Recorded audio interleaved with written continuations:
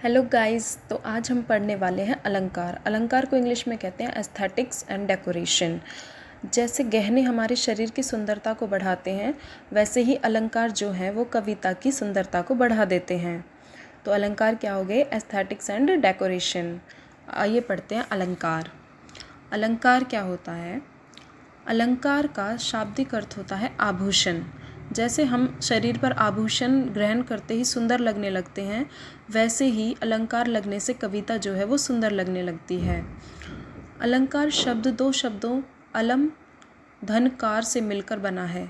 अलम का अर्थ होता है भूषण और या सजावट, और कार का अर्थ होता है करना। जैसे सुरभित सुंदर सुखद सुमन तुम पर खिलते हैं। अलंकार के दो भेद हैं, शब्दालंकार, अर्थालंकार। शब्दालंकार ध्वनि के आधार पर ही शब्द अलंकार की पुष्टि होती है। शब्दालंकार के भेद: अनुप्रास अलंकार, यमक अलंकार, श्लेष अलंकार। अनुप्रास अलंकार क्या होता है? जहाँ किसी व्यंजन वर्ण की आवृत्ति एक निश्चित क्रम में बार बार हो, वहाँ अनुप्रास अलंकार होता है। जैसे तरनी तनुजा तट तमाल बहु छाये, बंदव गुरुपद पदुम परागा, सुरुचि सुबास सरस अनुरागा, रघुपति राघव राजा राम। यहाँ एक वर्ण की आवृत्ति बार बार हुई है। यमक अलंकार। यमक अलंकार में एक शब्द दो या दो से अधिक बार आता है, परंतु उसका अर्थ हर बार अलग होता है। जैसे कनक कनकते 100 गुनी, मादकता अधिकाय, इही खाए बोराए जग वा पाए बोराए।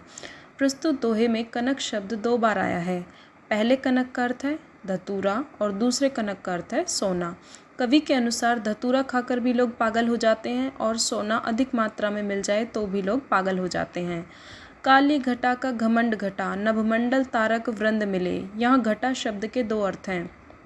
घटा काले बादल, घटा कम हो जाना। श्लेष अलंकार। श्लेष का अर्थ होता है चिपकना। श्लेष अलंकार में एक ही शब्द से दो या दो से अधिक अर्थ निकलते हैं। जैसे सुबरन को ढूंढत फिरत कवि व्यभिचारी चोर। दोहे की उपरोक्त पंक्ति में सुबरन का प्रयोग किया गया है, जिसे कवि व्यभिचारी और चोर तीनों ढूंढ रहे हैं। सुबरन के तीन विभिन्न अर्थ हैं: अच्छे शब्द, अच्छा रंग रूप और स्वर्ण। रावण सिर सरोज बनचारी, चली रघुवीर सिलीमुखधारी। सिलीमुख शब्द के दो अर्थ हैं, भौरा और बाण। अब हम पढ़ते हैं अर्थालंकार।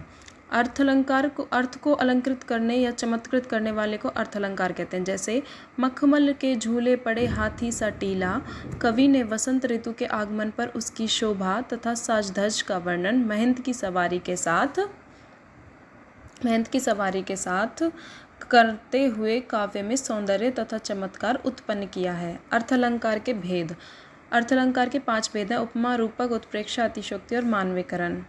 उपमा अलंकार अत्यधिक समानता के कारण बिल्कुल अलग होते हुए भी जहाँ एक वस्तु या प्राणी की तुलना कंपैरिजन दूसरी किसी प्रसिद्ध वस्तु या प्राणी से की जाती है, वहाँ उपमा अलंकार होता है।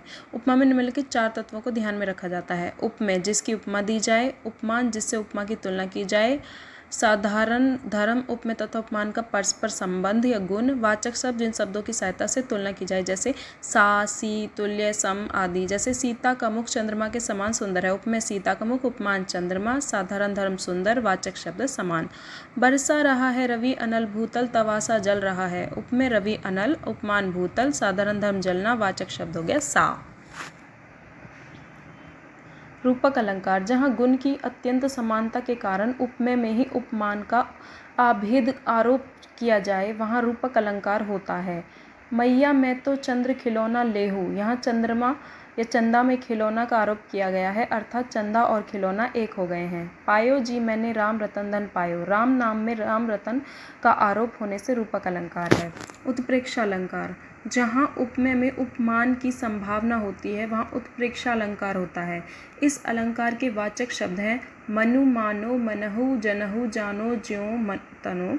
कहती हुई यो उत्तरा के नेत्र जल से भर गए, हिम के कणों से पूर्ण मानो हो गए पंकज नए। इन पंक्तियों में उत्तरा के आश्रुपूर्ण नेत्रों में ओस जल कण युक्त पंकज की संभावना की गई है।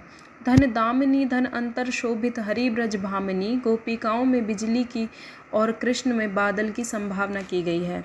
मानवीकरण अलंकार, जहाँ जड़ प्रकृति पर मानवीय भावनाओं तथा क्रियाओं का आरोप हो वहाँ मानवीकरण अलंकार होता है। बीती विभवारी जागरी, अंबर पनघट में डूबो रही, तारा घट आवा नागरी। उपरोक्त उदाहरण में उषा पर नागरी का आरोप होने के कारण मानवीकरण अलंकार है।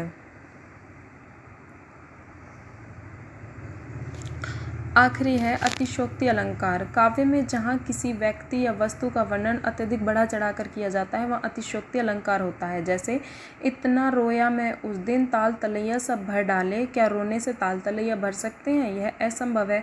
अर्थात रोने का बढ़ा चढ़ाकर वर्णन किया गया है। अगर आपको वीडियो पसंद आई हो तो इसे लाइक, शेयर एंड सब्सक्राइब ज़रूर कीजिएगा।